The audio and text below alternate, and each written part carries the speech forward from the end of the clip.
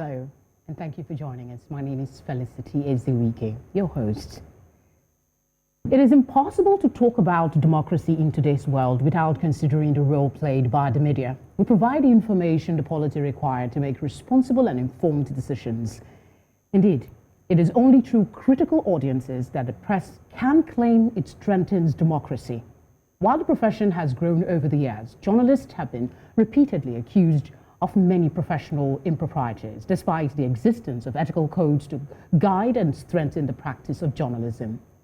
While the codes may differ in the detail of their content, most share common elements, including the principles of truthfulness, accuracy, independence, objectivity, fairness, and public accountability. Sadly, adopting ethical principles has not necessarily resulted in better professional standards, as evident in the myriad of complaints that continue to trail media practice. Add to that the fast evolution of mixed media, the cross between citizens with smart devices and professional journalism. So today on One Slot, we'll be taking a dive into ethical journalistic practices, reviewing how it has evolved and a course to rethink ethical guidelines in how it impacts democracy in a mixed media era. My guest today teaches law and ethics at the School of Media and Communication, SMC, at the Pan-African University, Victoria Island, Lagos, Nigeria. Mr. Tomi Vincent holds a Master's of Law degree from the University of Lagos and is an alumnus of the Nigerian Institute of Advanced Legal Studies. He's with me in the studio. Thank you very much for joining us in One Slot. Thank you very much for having my joy to be here with you too. Same here, same here. Thank you. So let's get kicking.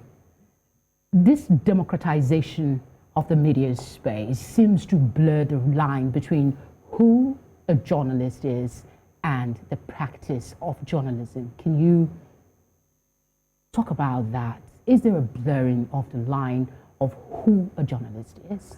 Of course, it is not, I will not call it blurring of line, just that we have what we can call segmentation of what we call the charlatans, or probably the amateurs, and the real professional journalists. You can't take it away from the fact that there are journalists and there are journalists. You have the street journalists, citizen journalism, so there is no blurred line. And when the chips are down, you still have to know who is a professional and who is not. Of course, the space has been, yes, like you said, democratized, but that does not necessarily mean that you will not be able to separate the chaff from the wheat. That's all I'll say. Great. So what should, the conversation today is about ethical practices. So what should professional ethical practices look like in journalism? Of course, there are so many aspects, because when I teach ethics, there's always what people can call maybe a bit of relativism about ethical issues, and even journalists, the way journalists ethics have been taught or have been seen, it could be made to look like, oh, it's a bit of a relative issue, but really. When it comes to ethics, there are some basic things that stands always there that you must face. The need to speak the truth is clear. You must always endeavor to speak the truth. The need to be seen as a steward is also very, very. You must have a sense of stewardship. The need to be just, to be seen as just in every regard. The need to have a sense of fortitude, regardless of whose ox is God. How can you deliver this news, because you owe all the various stakeholders, and at that point they want to ask, how do you balance the truth and fairness and justice and everything? And that's why we come to the fact that ethics essentially has to be rooted in what we call value, because if you don't have a good value system, if you don't have a good value orientation, you're always likely to see ethics as, oh, it depends on the situation, it depends on people, it depends on audience. And that's why balancing this act has to be steeped in your value system, value orientation. value ethics. Yeah. It has to be with a value. I don't know. In today's evolving media space, there is a change. Before you had time to fact check yourself, make sure you check all the angles of the story before you publish. But you don't have that luxury now. There is this immediacy that comes with reportage, anything that has to do with news analysis. What do you say the existing ethics, as it were, of journalism is still relevant in today's media space? Let me say something. It's relevant, and that's why, the truth about journalism is that there's hardly any journalist who is free of bias. Hardly. And, because we all come with our respective bias. It could be religious, upbringing, background, your house style. There's usually a sense of bias that comes to play when you are doing a reporting. But that's where you have to check your value system. And the value system is not developed on the field out there. It's actually seen on the field, not developed on the field. So when you have immediacy, urgency, speed, all those things that come to play with your work, your value system that is already there will become seen because it's not on that field, you develop it. And that's why many journalists cannot, they've been taught ethics in school, ethics of this, ethics of that. But when the push comes to shove, you feel that there's a bit confused, a bit, let's say, kind of hesitant on what to do or what not to do. So doesn't that indicate, because the caption of this is rethinking ethical values, so doesn't that indicate that it's time for us to maybe begin to rethink what ethics in journalism should be? Certainly. I mean, certainly, because if you don't, just find that that's why, the way it is, just like you said, that democratization, because we don't seem to have that rethinking of ethics in place. You find anybody at any time can say, okay, I want to pick a phone and take and write something because I think journalism is everybody with a smartphone is a publisher now. Yeah. So and that's why you have to rethink it, because until that is done, you find that the space will just be filled with charlatans, with people who really sometimes I read something and just wonder who wrote this? And in fact, you will see comments, people saying, if you don't have anything better to do, why do you have to write this rubbish? Why are you wasting our data? These are all the things that you find that people don't understand. And so you have to rethink. There's a need to rethink what is ethics, not the way we're taught in all our journalism school. Can we have a sense of, what ethics again? If you were to lead that conversation, what are some of the areas you would suggest we begin to look at, to review how we actually practice the profession? No, seriously, I'll ask that we should, let's go. Okay, like the primary principle of ethics revolve around about 5 or so, and then even when you're taught about it is truth-telling, justice, fortitude, humaneness, and stewardship. But I'll ask that, what is truth actually to you? Because it's actually very important that because if all you've been faced with all your life is a lie, that lie becomes the truth for you. Well, your question about what is truth here is, it's relative if you want to look at it. That's really. Yeah, because, there is a very obvious example that we usually have. An elephant, if you're looking at it, there's somebody touching it here, you say it's this way. So how can a journalist the case of, let's say Nigeria, for instance, we've had different information coming from all the political parties as the country prepare for elections. The APC has been giving us some sort of entertainment, for instance, for the people. But what is really the news? Who is driving it? What is the truth? So how can a journalist in this kind of space, because we're operating in Nigeria for this conversation, what should be a definition of truth for a journalist in this space that we are now? I like that question, because you see, I like the way you angle that you approach it with. It's a relative thing. When you look at an elephant and the trunk, somebody sees the tie and what have you.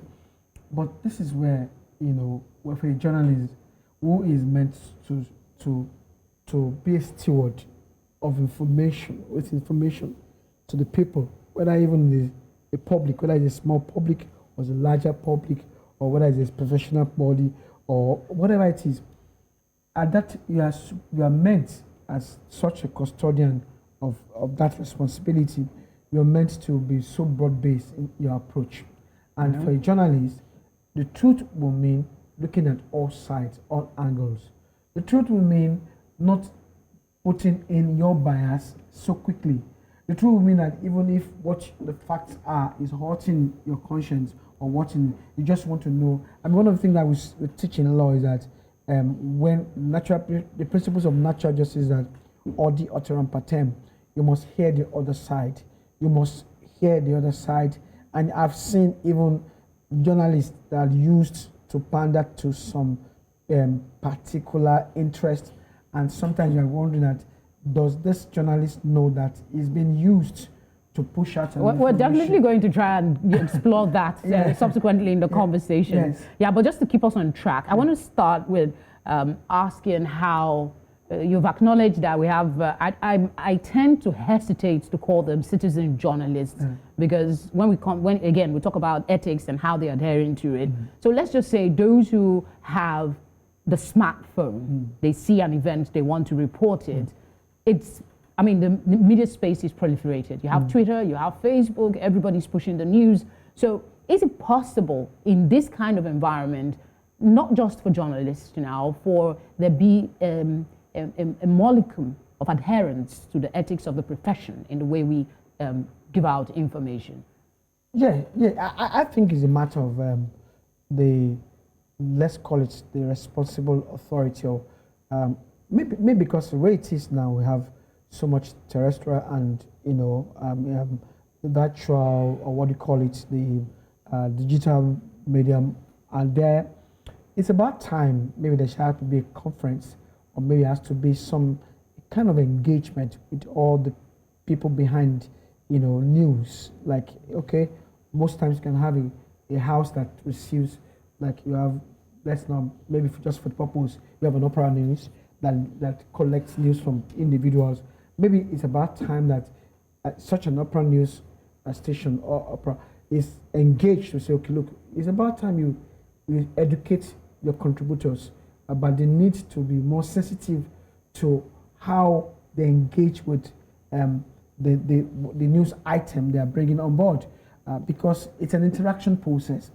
You can cook up stories, you can, and people will read up the story. For instance, I will tell you for free that once I see a headline, and probably that headline is so alluring, I tap into it and I see the banner, the house carrying that headline. Usually I just switch off my phone. I just remove myself from it. Why? Because you know that. Because they're more like, oh, this is just a sensational, they're always sensationalistic with their news output or what have you.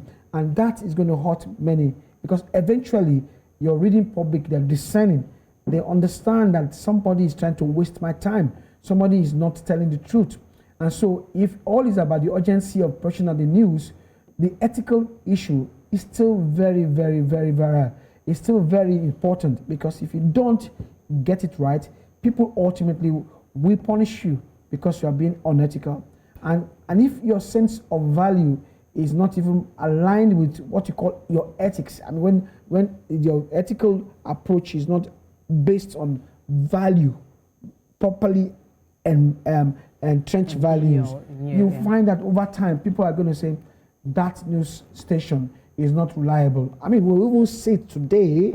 We'll see that. On the flip side of it, somebody will argue that you might say this news agency is not credible. Another person will say that is the most credible news platform that there is. So I want to go back to something you said earlier about we need to rethink our ethics in journalism.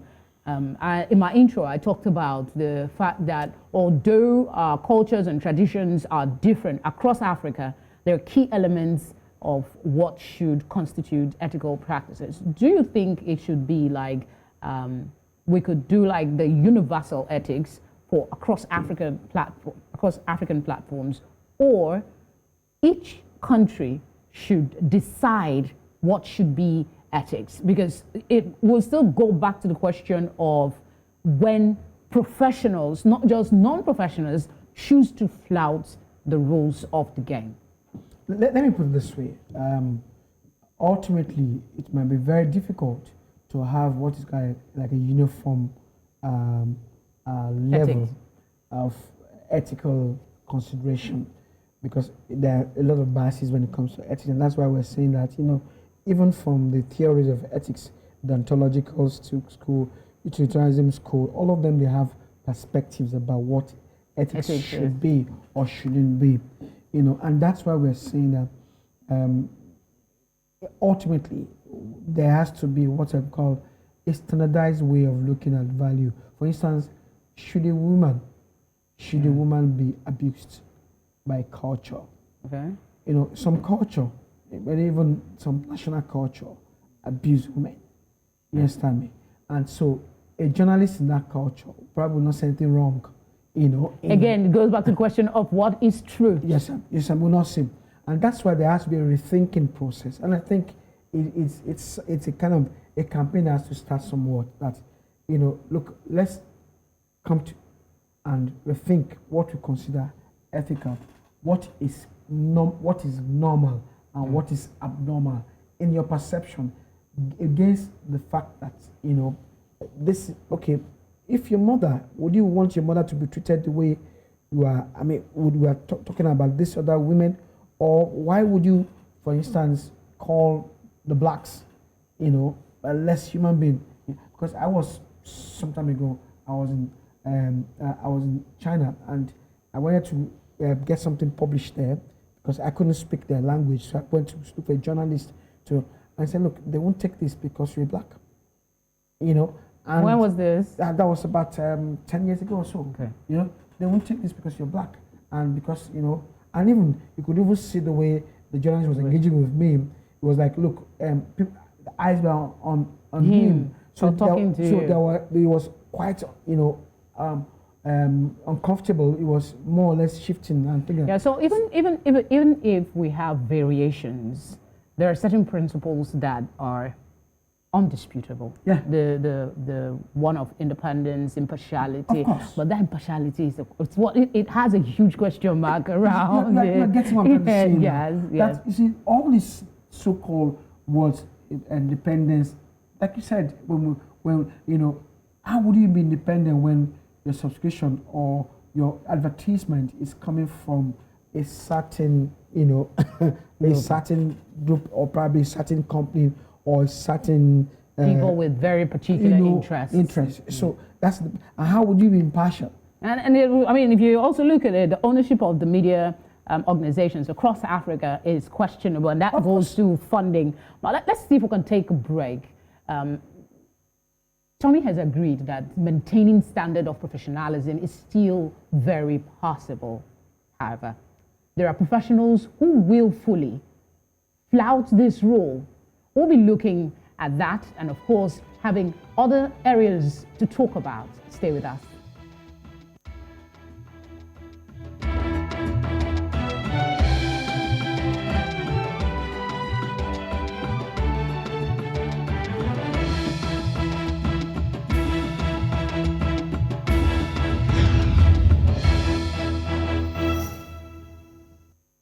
Thank you very much for staying with us. You're still watching One Slot on News Central.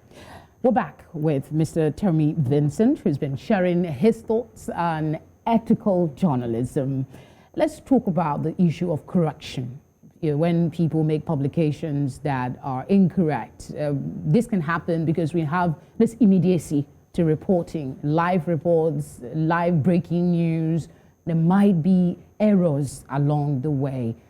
Let me start by asking how journalists should go about correcting errors. Should they correct it and leave it, or correct it and show that they've corrected it, or remove the entire message without any follow-up? It depends on the house style. But I think generally, one of the things about ethical issues is that it's a value-based ethical approach to journalism, is that when if, for instance, you find yourself that maybe because of speed, need to be there on time to deliver the news as hot as it should be. You made errors in judgment. There should be a reason why you can say we made errors, and I think people generally would tend to forgive you when you admit that you made error. It's just that now comes further. You should be very careful that the errors are not repeated, so that it doesn't become old and not serious, what have you. But just like you said, because the consuming public, sometimes they are unforgiving when it looks as if you are not a serious organization. So some people tend to say, oh, because of that, we can remove this item without letting them know we have removed it. If they find that, good. If they don't find that, it's okay with us.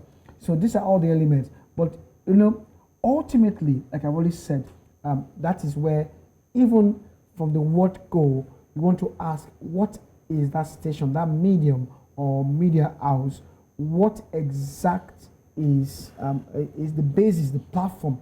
If it's an ethical-based, value-driven platform, they will know that it's not wrong to apologize, but it's also very proper that they are not running out to give incorrect information. If it means standing for a little while more to make sure that we get it right, then also be it. We don't want to rush. We're not competing just because of But that's the problem. There is a competition in the media space now. So if you are not, it's almost like speed seems to be the answer. Why we continue to say, theoretically, that journalists should stick with the ethics, follow the values, follow the rules, don't break it. Why you're trying to do due diligence? These folks with the smartphones and those who have, maybe they're at the scene, they don't know how to, for instance, some people don't even know that you are not supposed to show complete a video of somebody who has been hurt, or maybe there's a stab wound, show exactly where. But if you go on social media, you will see this information. So why the journalist is trying to edit it so that the sensibility, because one of the rules that we have is do no harm. I mean, minimization of harm. I don't know if I'm phrasing it correctly. So how do you make that balance? You made a mistake, you're trying to correct it, and then before you do that, somebody else has taken the shine. I mean, getting awards now is part of, if you break the news, you keep breaking the news, you get awards. Okay, let me come, probably I need to give you my perspective in a more graphic way. If you want to build a house that is tall, your foundation must be deep, right? So if it doesn't matter whether the next person is building a bungalow, it will probably, the length of time it takes you to do your foundation of a tall building, you'll probably have finished his bungalow. You might get an award for having a fine bungalow, but you're not really competing, if you want to understand, because where you're going is probably a 10th story floor or 12th story floor. It's when the time comes, over time, you now know what is what. Because you see, I've noticed and I've read it and I've seen the most prestigious media houses are the ones who understand the value of standing with their ethics as a matter of value approach, not as a matter of exigencies. The exigencies might be there for you to pander to the speed, to what people are doing and what have you. But you find that ultimately, people will say that, okay, we have seen the frills, we have seen the sensation, let's go to that station that we can be sure will give us insight about this. And it's better you position yourself on the long haul for such credibility than to be pandering to, because you want to compete with those smartphone guys out there, citizen journalism.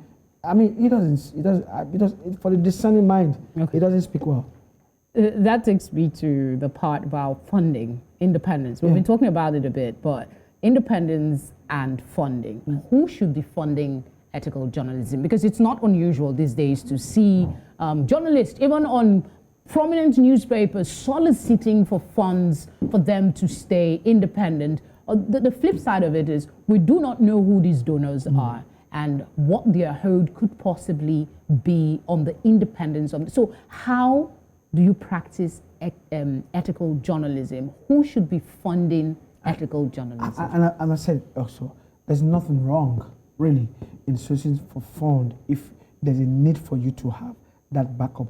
But there's something wrong when you become desperate so as not to be able to discern where you're getting the fund from. There's something wrong in that sense. Look, we all need help sometimes or another. So, asking for help, there's something wrong. There's nothing wrong if a lady says, I need help, you understand me? But there's something wrong if you have to go desperate to go the help, by, unnecessary, immoral means. There's nothing wrong if a man says, I need help. But there's something wrong if he has to go by joining, maybe cults to get it and what have you and things like that. So this is what I thought about. You see, to get help is not anything wrong, but to get it the wrong way. And that's why if, for instance, you want to be getting your advertisement and whatever from a particular company, and you're not spreading your tentacles wide enough to know that in case this company there's a clash of interest or clash of ethical values and what have you. But if that's what you want to do, and that's why I say from the word go, a media house should be built on the fact that do we want to pander to the vagaries and exigencies of the marketplace, or do we want to be seen as a credible house that stand the test of time with our fortitude, our resilience? So you see, when you say scholars like you, when you talk about the ethics of the profession, you see it as something that is really important to uphold. Yeah. But the journalist on the street will tell you that it is survival of the fittest. I go to functions when I see, in quotes, the so-called brand envelope journalists. I see them. I see a lot of things that I teach a lot of journalists at SMC School of Media and Communication. I teach. I sometimes even sponsored programs and what have you. And then you see the fact that, yes, some media houses tell them they're not even paid. They've not been paid for a while. And if they're not paid for a while, so they have to fend for themselves. They have to, their costume, whatever they're going to wear, has to be paid for and what have you. So somebody has to pay. And the person, and so he will pay the piper to the tomb. And this is why I want to ask, that it's about time there's a rethinking in that space. Otherwise, we will. And maybe, or not a maybe, most media houses, they know that people literally feed on what they push out. And so if you're not ethical and all you want to do, you're going to confuse a lot of people. You owe them that need for them to be well informed, not based on your own bias, not based on your own so-called compromise because you have you're pandering to your advertisers and what have you, and things like that. Okay, branding. Organizations these days, you see journalists, celebrities on social media. They have blogs. They have opinion.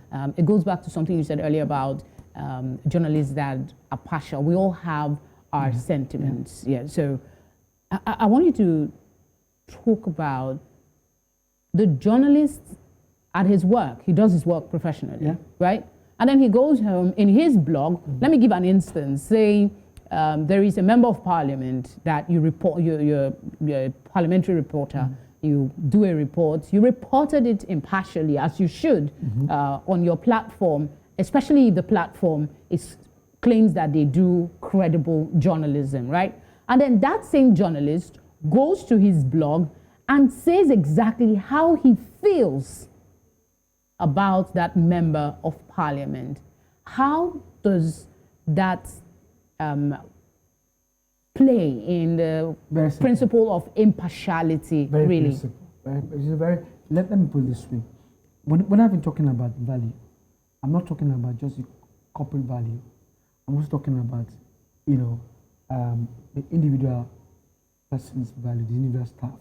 And that's why you see when we come to an organization, there should be a coalition or coalescing of all the respective shades of value to one become, okay, this is what we're going to do, and this is what we're going to not do.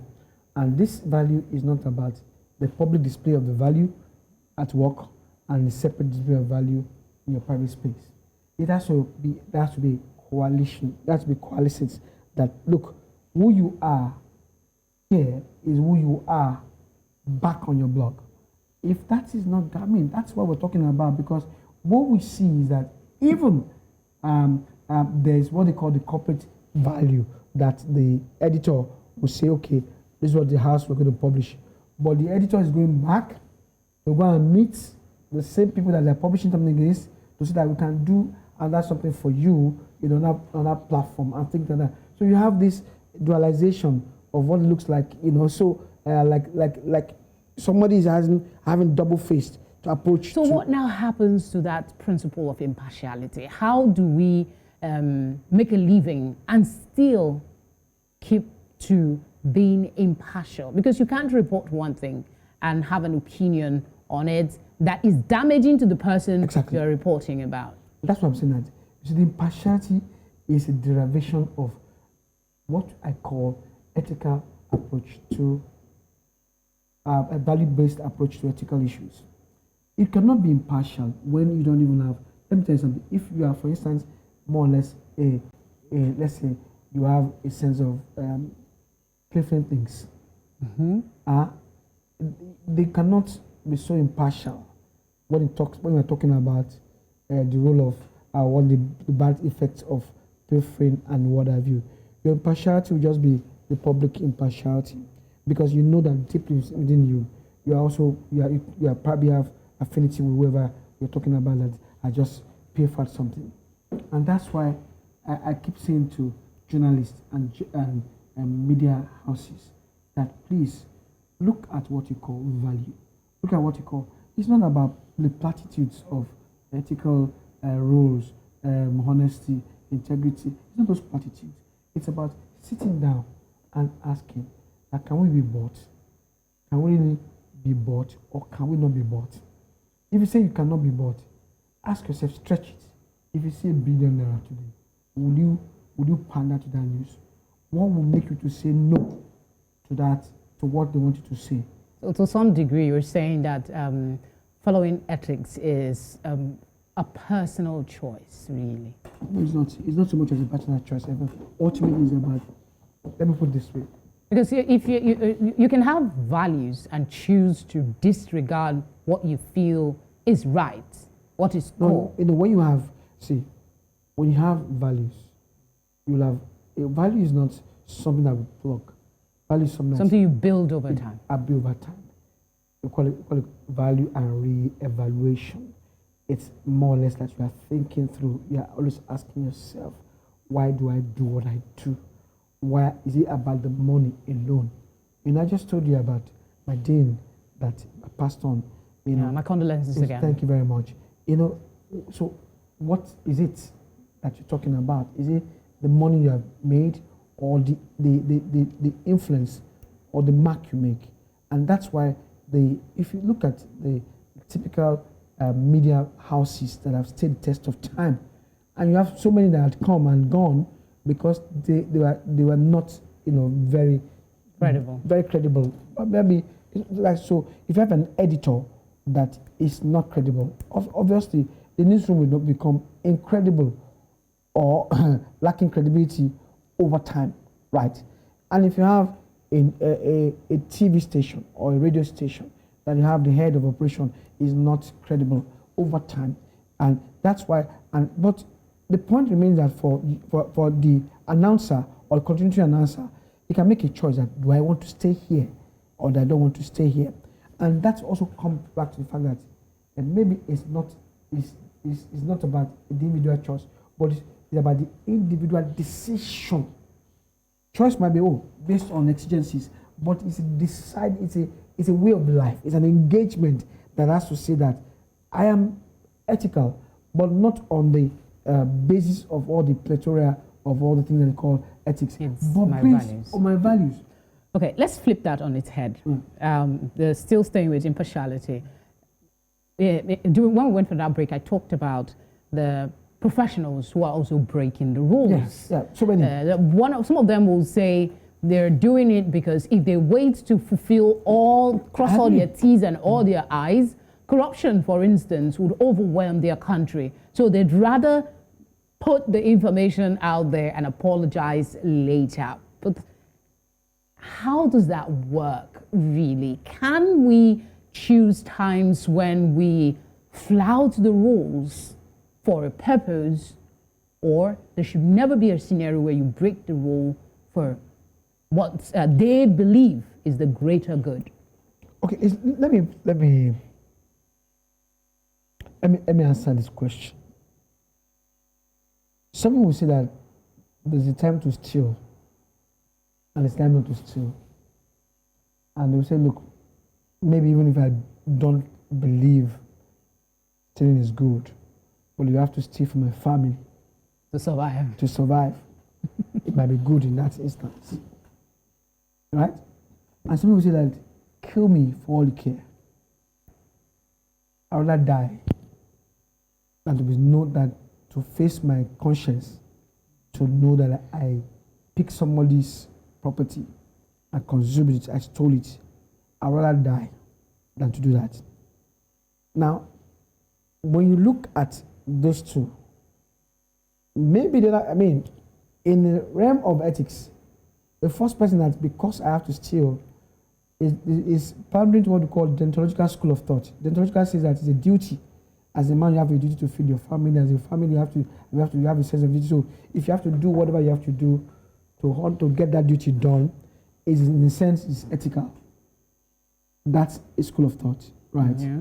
So, and I will say, look, a man of virtue remains a man of virtue. That's called virtue school. That look, you are known for your virtue, and that virtue makes you ethical. So you will never be seen to be doing something wrong. Now, but in both cases, that's what I'm talking about, that it's about time you will need to sit down and ask yourself, why is stealing somebody else's thing good or bad? If I were the one that something was stolen from, will I be happy? If I'm the one, okay, you have, just like we said, the journalists who are breaking the rules. If I'm the one reading, I'm not the journalist now. If I'm the one that is consuming what another journalist is writing, and I have to make a decision on it, will I like it if I'm reading what is obviously false, but it's because the other person has to eat? Are you getting me? These are all things you have to look at. That's why I say it has to be a value-based, ethical approach to journalism. And that's when I get my students, that's what I teach. When I'm teaching, I say, look, let's move beyond the rules of ethics. There are so many rules of ethics. There are so many perceptions of ethics. Focus on value. What was your value? Most people take on the profession for various reasons. Yeah. Some take it up for, some of us, it's passion, right? Some of us is to put food on the table. You understand? Yeah, like you said. But then again, the job has to be done with a measure of responsibility, and that's why we're having this conversation. Let's take a short break. When we return, we will explore further the balance between professional ethics and survival. We've started the conversation already. We'll just continue. Please don't go away.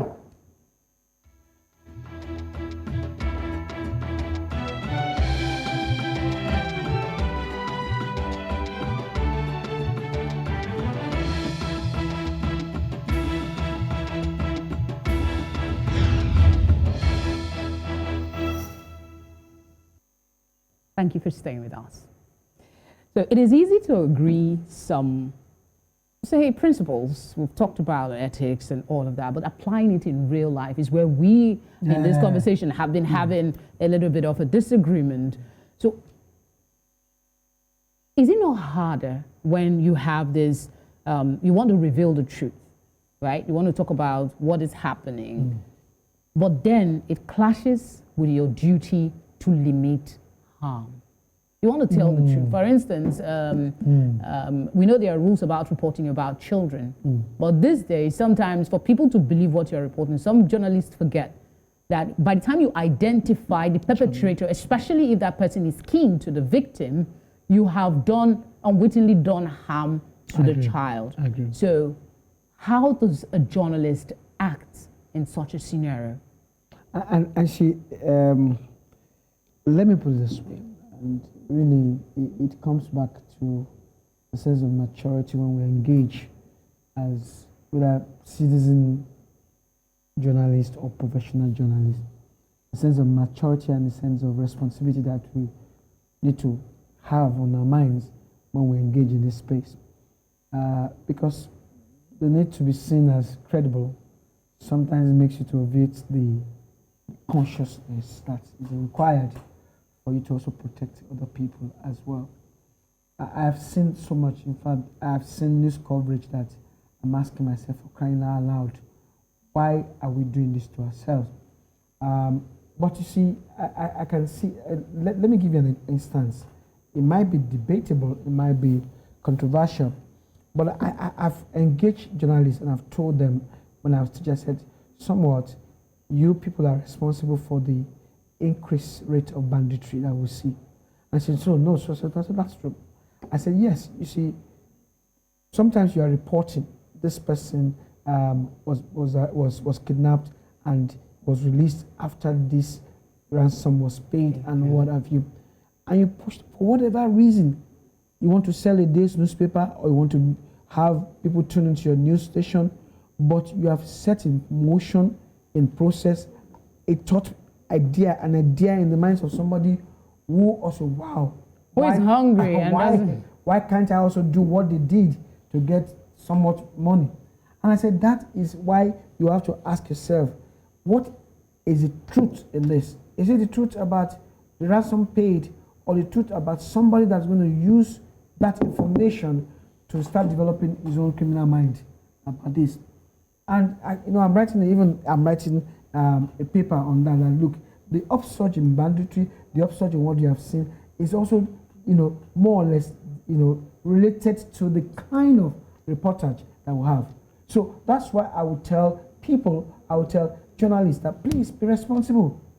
Take responsibility, whether you are a citizen journalist or whether you are the just offline or professional media. Be sensitive.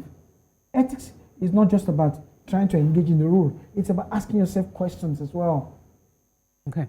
I'm told we have limited time left, so I want us to see if we can look at some of these practices by those that are non-professionals are actually affecting the quality of work and the journalism space. So is it possible as a form of a way forward to evolve codes of ethics that will involve the best part of these people, online bloggers and those who are interested in? Is there a way we can bring them in? Is it possible, especially in this digital age? Yeah, it's like what you're doing now. It's part of engagement to say, okay, look, there's a need for you to see the value approach to whatever you are offering. Because it is, there's a plethora of platforms for this. It might be difficult to have a convergence of some sort. But with engagement like what you have done today, making people to see it, and then other people like mind doing this, it becomes over time, it coalesces or becomes, something that can become a movement that will say it's about time we look again at what we call news, what we call reportage, what we call, editorials, and what we call anything you want to call it. Oh, there's a part to this conversation that I missed, and that is when we've moved from news to commentary and opinionated pieces and how this, but that will leave that for another conversation. I'm going to read this question the way I have it here so I don't miss it out. In one view, journalism ethics comes down to individual conscience and integrity. You said as much value. Another says that journalists will not act ethically in the absence of effective professional self-regulation. In your view, which of these two would be more effective? Both of them have to go hand. They have to move in tandem. Professional regulation and because if you want to regulate yourself based on the wrong value, it can just be because this is what I've read in school and I want to stay there. That's a good one, but it might not be as began as in depth as also asking yourself questions from time to time. Why do I go out to report what I'm reporting? Why do I see events and items from this perspective, from this bias? Why do I need to question it again? Is it because I'm a Muslim, I'm a Christian, or is it because I'm an Igbo, I'm a Yoruba, I'm a white, I'm a black? What is causing the bias? I have so many more questions, but we're out of time. So I'll just say thank you very much for coming in one slot today. Thank you very much. It's been so much of a joy. For me too. For me too. You're my first physical guest in the studio, so we should celebrate that. Wow. So are we having something here? We will eventually after the show. Thank you very much. So here's my 2 cents in closing. A code of conduct that treats truth as a virtue, denounces corruption and encourages fair play would have a difficult time getting implemented in any society that pays lip service to truth, condones dishonesty and corruption. The point here is that the media in Africa is a reflection of the society. It is very unlikely it would be any different if you ask me, especially if matters are made worse by the economic and financial difficulties that journalists face. Professional ethics in journalism, in my mind, is a lovely conceptualization which, like a seed, might thrive or perish depending on whether it fell on fertile soil or on a rock. But then again, there is always few that give us hope, like Mr. Tomi Vincent, who teaches ethics at a university. I want to thank you very much for choosing News Central as your source for credible information about Africa. I will see you soon. Bye for now.